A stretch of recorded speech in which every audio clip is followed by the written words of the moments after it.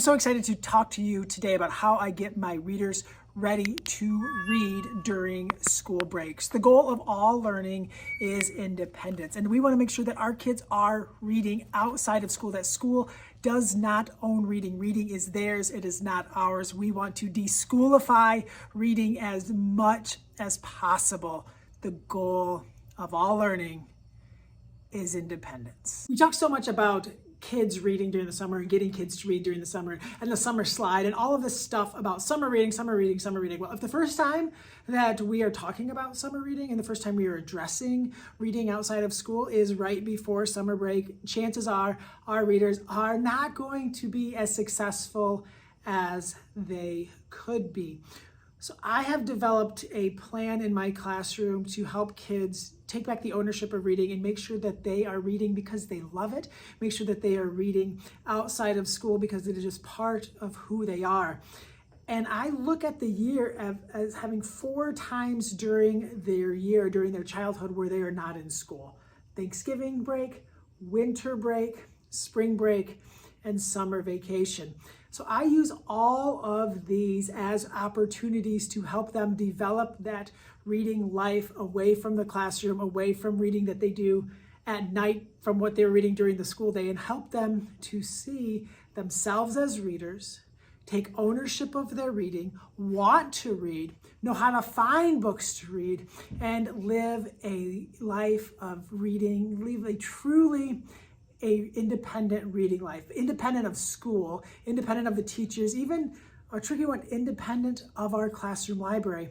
So Thanksgiving break is fast approaching, and this is our first opportunity since we started school at the beginning of fall, end of summer, to read for an extended period of time outside of school. So Donald Miller and I wrote this book, The Commonsense Guide to Your Classroom Library. And in chapter 4 of this book, we talk about reading during breaks and helping kids prepare to read during breaks and reflecting on how breaks went. So check out that book. I'll put a link in the description if you don't already own a copy. So before we head off to break, we will come together, we'll sit on the carpet, and we will have a conversation about reading during the 5 days that we have apart from each other. We'll talk about the other breaks that they've had in the past, what went well for reading, what didn't go well for reading. We'll talk about how busy they are going to be on Thanksgiving break and how that's going to impact their reading of all of the breaks that we study during the year and that we practice that independent reading life. Thanksgiving is often the hardest, which is kind of perfect because it comes first, and usually kids are able to read more in the breaks past Thanksgiving break, but a lot of time families try to pack as much as possible into those 5 days. So we're making a plan, we're talking about it, we're having a conversation, we're discussing like how many books we need to have, is there something we want to try? If we have more time, does that affect what we want to read and what we want to take with us, that if maybe we're really busy and we're traveling? All of these things will come up in the conversation that we have together in the 1 or 2 days before they leave for break. Once we've had that conversation, I will pass them out a piece of paper with basically four things on it. The first thing will be a list of what they want to read. We want to make sure that they know what they want to read, that they have that in their hands, that when they leave, those books are in their backpack. I have them talk about what might get in the way of them reading. That's really important because there's things going to be going on. I don't want you to tell grandma you can't have dessert with her because you have to read your book, unless you're at the end and it's really exciting and you can't stop reading. Sometimes grandma just gonna have to wait for dessert. So we'll talk about what's gonna get in the way. Also, having a plan for when we are gonna read. What are we gonna read before bed? Are we gonna make sure that we have a long car ride?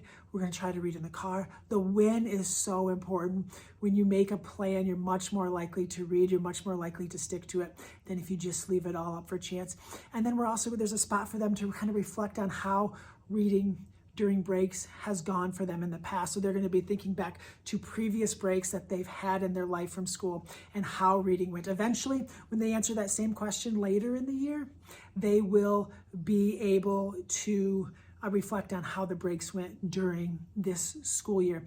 When they're done with those sheets, I'll make sure they have all of those books in their backpack, and then I will collect all of those sheets so that when we come back from break, I can pass those sheets back out and they can look at what their plan was, what they were thinking, and then take some time to reflect on that when we get back, because that's one of the first things that we're going to be doing when we come back from break is we're going to take those 5 days and we're going to reflect on them, talk about what went well, what didn't go well.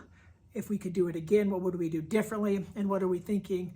Because about 6 weeks later, 5 weeks later, we have our next opportunity to read outside of school during winter break. One of the things that I love about doing this with my kids, number one, is I want them to read for their whole lives. Their independence means the world to me. It's much more important than anything they do on a test, that the reading level we put in our data. The thing that's most important to me is that they can read, that they love to read, and that they continue to read outside of school, because that's going to have a much more lasting impact than any lesson that I could ever teach them about comprehension or main idea or all of the different things that are important that we teach. So building that reading life is so important to me.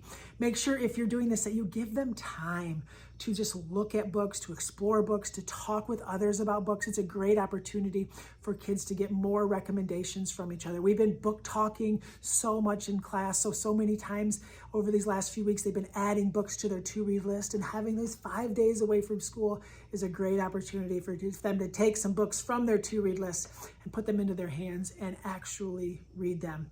One of the most important parts of all of this is that reflection piece, where they're reflecting on how it went when they get back. And in the week after we get back, I will spend time each day conferring with each and every one of them about how it went, what went well, what got in the way, making a plan for the future. So practicing, thinking about what it looks like, executing that plan, good, bad, and ugly, and then reflecting on that when they get back. These are all steps to help them become truly independent readers, kids, and eventually adults that read because of the magic that they find in books. I'll put the sheet that I talk about, that they answered questions that I talked about earlier. I'll put a link to that in the description of this video. It's pretty basic. It's just a Google Doc with 4 questions on it. But if you want to have a look at that, absolutely. Let me know any questions that you have down in the comments about break reading and about helping kids become independent. I'll try to answer them. Maybe it'll spur some ideas for new videos. Thank you for helping kids fall in love with reading. Thank you for caring about their reading lives. It is life-changing. My name is Colby Sharp. Thank you so much for tuning in. Hope you have an awesome